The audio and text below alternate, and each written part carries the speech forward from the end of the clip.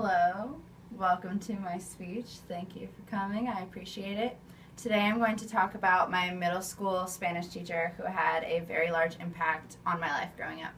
So, something that he said very often was there are only two things you can control in life, your attitude and your effort. Senior Alf taught me for 3 years, has taught my brother and my sister both, and he has just played like a huge role in so many of the students' lives throughout just like high school, elementary school, middle school. He just really took the time to get to know the students. He took the time to make sure that your home life was okay, that your school life was okay. He made sure that you knew that there were people who believed in you and who like trusted in you and made sure that like you were generally fine and that you knew that you were going to be fine. And he made learning really, really just like a fun environment. Yeah. So he took the time to get to know us really well.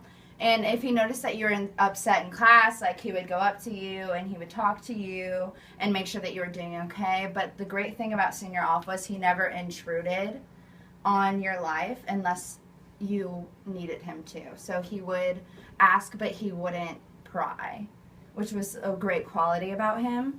He also like listened and supported you through everything that you do. So I was involved in like choir and dance and musicals in high school and middle school, and he would come to every single show and he would be there and support like my brother's basketball games and his wrestling matches and my sister's shows, and like he was just a very like involved teacher to a lot of students. He made sure that he knew that we knew what we were worth as people.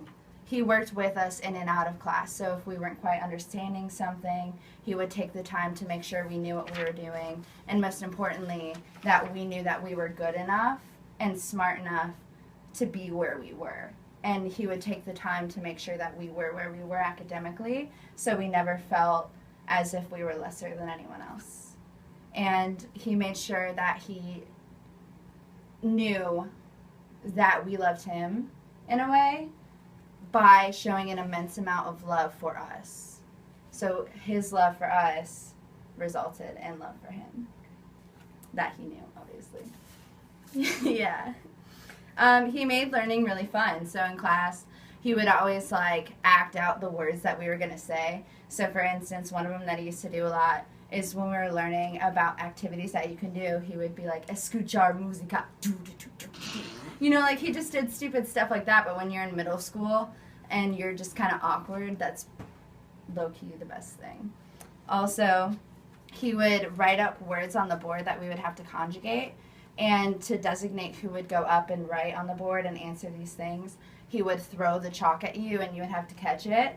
And if you missed catching it, then you'd have to like run a lap around the room and get the chalk and then write the words, but whoever finished the first got like a Spanish candy, which was pretty great.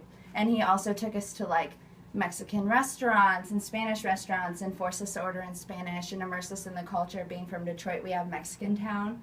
So we would go down there and like go to fiestas there with like daytime fiestas, obviously, because we're like 13 and things of that nature. And just to like immerse us in the culture, not just the academic side of Spanish, which was cool. And the fact that he was so involving with that allowed us to have this form of escapism in this really uncomfortable part of our lives. But sadly, he didn't have that.